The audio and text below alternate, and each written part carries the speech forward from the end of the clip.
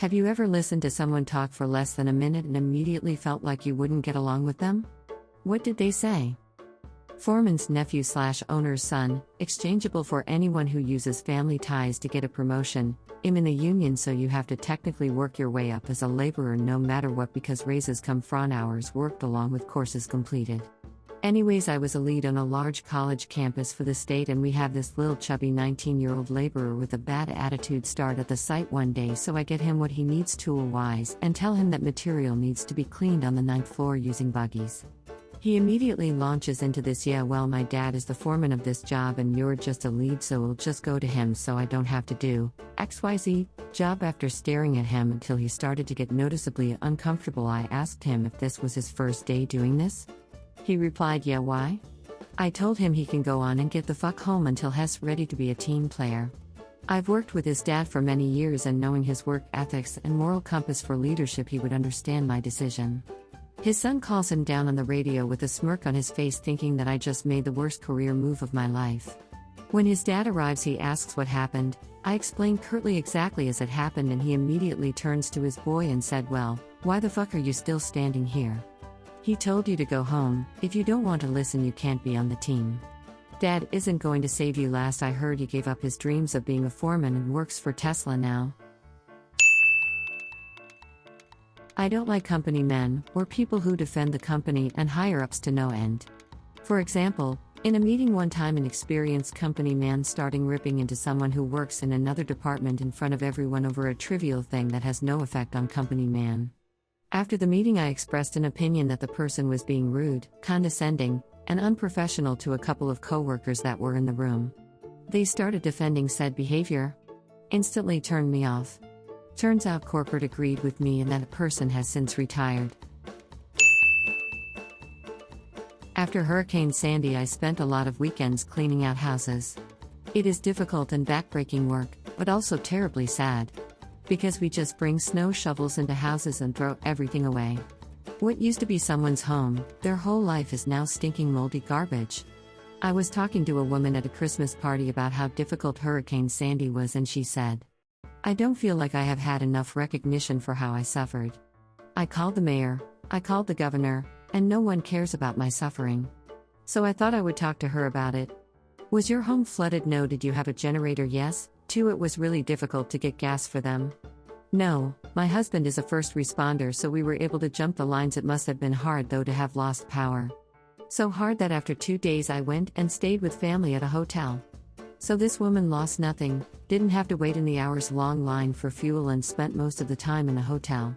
And was pissed because the governor didn't acknowledge personally her suffering. Last summer I switched jobs. Same chain of hotels, same role but a different location. The boss wasn't really involved, his wife was in charge of the daily stuff. Met her on my second day, and it wasn't really what she said but more the way she talked. I instantly knew we would never get along. Just an enormous condescending vibe in everything she said, faking interest in everyone. Her toxicity rubbed off on my direct colleagues. All the women working there were stuck up and only trying to please/be like her. I quit 3 weeks later. The atmosphere at that location was toxic, I think mainly because of her. Looking back, I could have known. The manager, I was one too, working there the longest was 2 years. The job I left had people working there for 20 plus years. My position there has been vacant several times since I left them about a year ago. Wasn't me but one of my friends meeting another friend. I had a friend we'll call Bill. I met Bill in my early 20s through my local music scene. I always knew he could be a bit of an obnoxious dick with some less than tolerant views, but hey, I had a gig buddy and someone for the occasional weekend drink, so I let it slide. Started a new job, and I made a friend we'll call Jim. Jim was the kind of guy that everyone got along with, and he rarely had a bad word to say about anyone. We became after-work drinking buddies. Turns out Jim and Bill support the same sports team, so when they both invited me out on the night of a match, I thought this could be a chance for some friendship matchmaking. Me and Jim meet up with Bill for a drink. I can't fully remember the conversation they had, but it was a disagreement over a player from their team. When Bill goes to the bathroom, Jim turns to me and says, "That guy boils my fucking piss.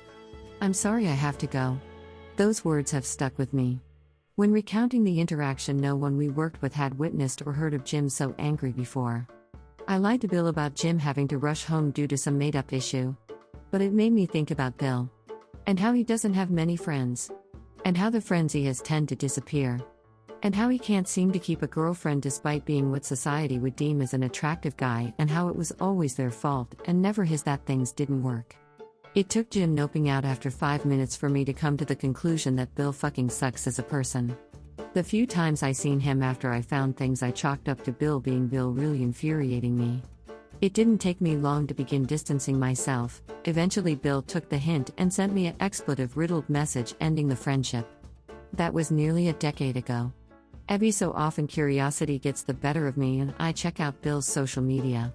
It's a sea of anti-vax conspiracies, anti-anything LGBT related, and rampant Andrew Tate devotion.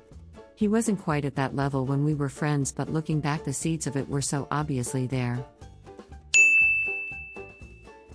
My mother and a childhood friend reconnected, didn't last long, has a kid and he's gotten better since this incident, but the first time we met the mother and this kid made a remark that had something to do with black people and fried chicken. I didn't fucking laugh. Separate occasion, but the husband of this childhood friend once came for a fire in our backyard and my neighbors were black at the time.